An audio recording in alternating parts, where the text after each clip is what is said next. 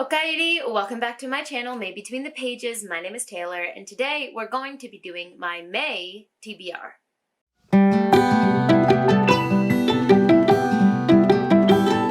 So last month in April ended up just being crazy life-wise. Like, I got so busy and I just had my attention pulling in many different directions. So I wasn't able to focus on reading as much as I would have liked to. I did read some amazing books, and those are coming in my wrap-up, of course. But because I didn't get to a lot of the TBR that I wanted to, there's going to be a lot of rollover. There will be some new reads added to this, but there is going to be a bit of a rollover from last month as well. Also, I changed my top shelves here. I'm not really sure if I like the arrangement so far. I don't know. I think I like it. Let me know in the comments down below what you guys think about this color arrangement. I don't know. I'm kind of digging it, but I'm not 100% sure yet. The first book and my highest priority this month is a rollover from last month, and that is A Drowned Kingdom by P.L. Stuart. This book was so kindly sent to me by P.L. himself, who I've had the pleasure of getting to know over the past couple months. We've done a bunch of lives together over on Steve Talks Books channel, talking about Gunmetal Gods, which you see behind me. And I've just had the pleasure of getting to know him online in the past couple months. And so he was just a wonderful human and sent his book, my way. And I wanted to get to this in April, but time just got away from me. So this is the highest of the highest priority for me this month. He also sent the second book in the series, The Last of the Atlanteans. You can see it right here behind me. He also sent this my way. So I'm very excited to have them both, because when I end up loving this book, as I'm sure I will, I can go ahead and binge the second one right after. Basically, this book follows the concept, what if Atlantis was real?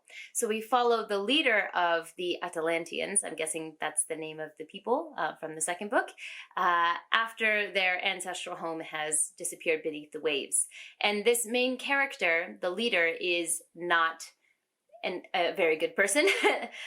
They are a very flawed character, and you follow this character as he tries to carve out a home for his people, but he doesn't necessarily do it in the best way, is what I'm seeing here. There's a lot of death and destruction and murder through trying to find a new place to live. I'm very excited to read this because I love reading grimdark stories that have flawed main characters or gray main characters, because it allows you to reflect on your own morality as you're reading, because you can find yourself sympathizing with someone who has done horrendous things, you know, on a different page. So I just really like when stories engage with the reader in that way, and I have a feeling this book is definitely going to do that. So yeah, I can't wait to pick this up. This is the tippy top priority. The next two books are rollovers from my physical TBR jar picks last month, because I was not able to get to either of those. So the first one is Daughter of the Moon Goddess. So this, I was so excited to pull this out of the TBR jar, and I'm still excited to read this, so I cannot wait to pick this up. This has been everywhere, so I'm sure many people have heard of this book at this point. From what I know, we follow our main character, who is the Daughter of the Moon Goddess, and she was hidden from the Emperor of the Moon, I think, when she was born by her mother, but her mother has since been exiled.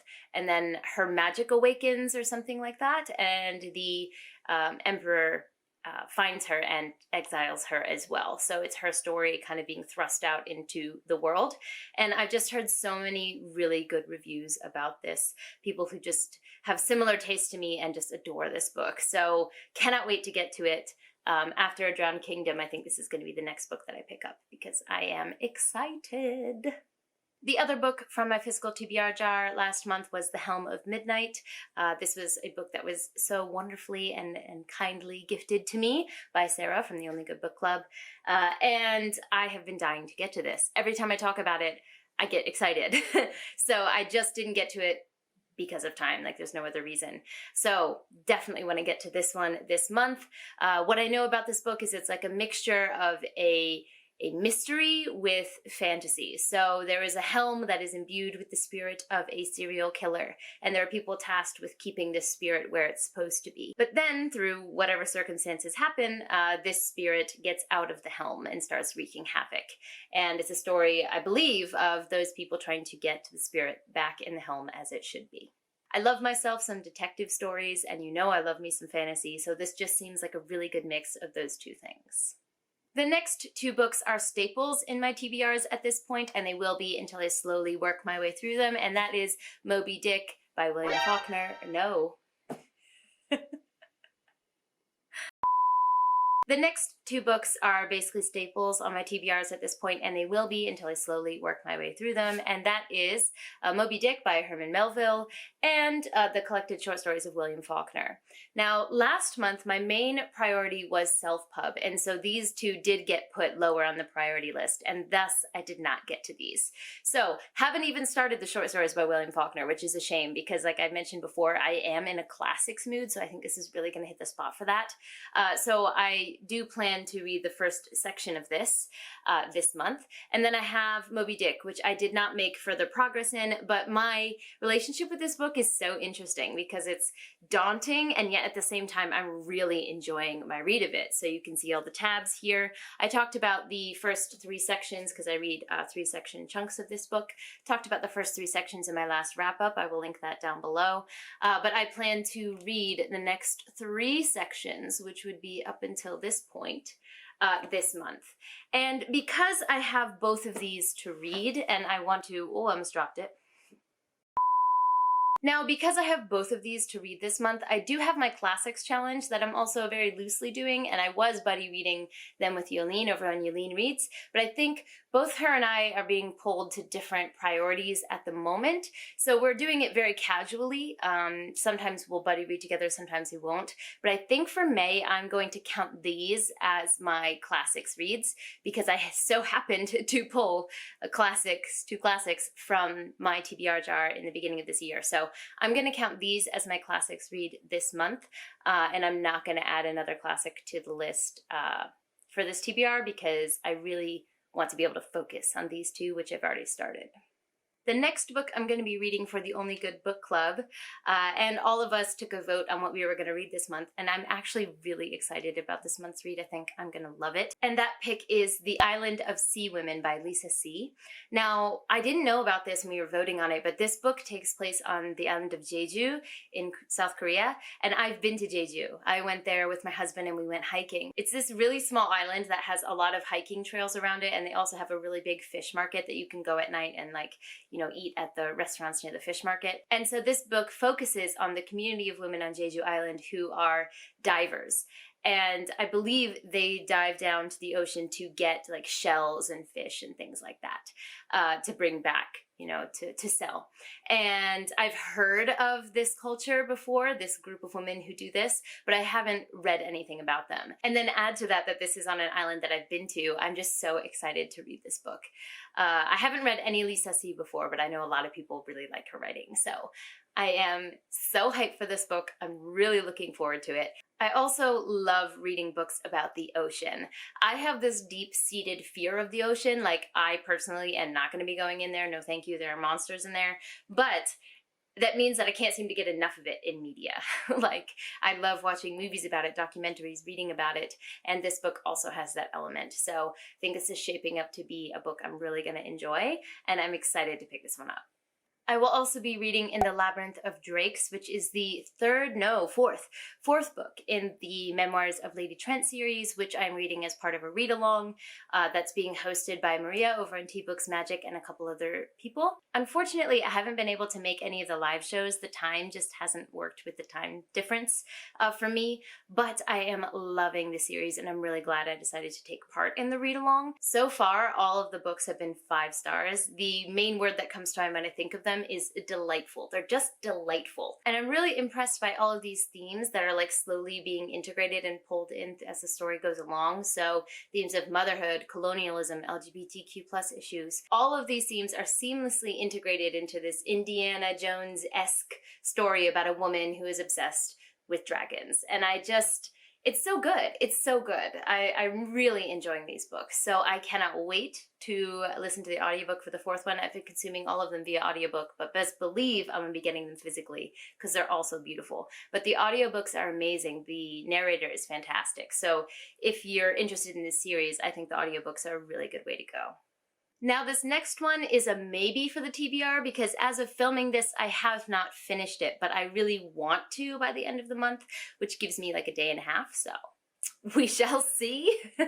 But I would like to have finished Sins of the Mother by Rob J. Hayes. So I am just so lucky that he reached out on Twitter and said, does anyone want an arc of this book before it releases? And I was like, oh my god, yes, me. It's the 4th book in the War Eternal series, which you see behind me. I love that series. I love Eska. I'm just such a fangirl for that. And so when he asked, I was like, oh my god, yes, me, please, please, me.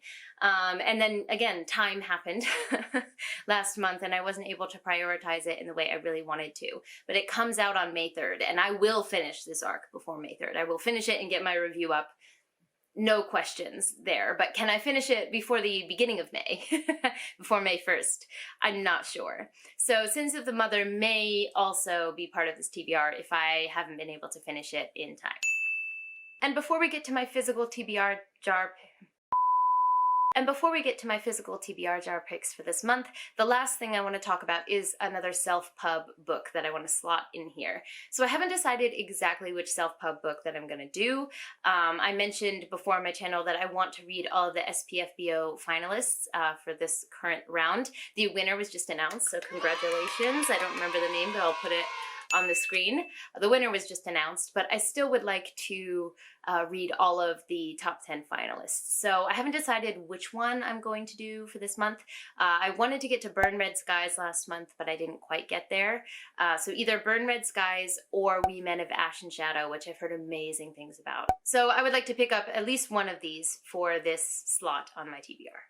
And finally, let's go ahead and go with my physical TBR jar picks for this month. Haven't done the best job of keeping up with them, but I'm prioritizing the previous picks this month, right? So not adding a lot of new books, so I think we can catch up.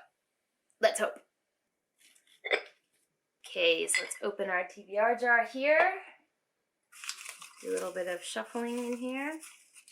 All right. 1. Go to the bottom here. 2. Our first pick is okay. Dance of Thieves by Mary E. Pearson. Okay, that's in the bookshelf in my room. I have to go get that. Hold on a sec. Okay, so I bought this book ages ago when I was coming off of the high of reading The Remnant Chronicles by the same author, Mary E. Pearson. So I was like, oh my god, she has a second series set in this same world. I need to read it. And so I purchased the first book in the series, but I never actually read it because I feel like by the time I got the book, my, what's the word I'm looking for? Not motivation, my,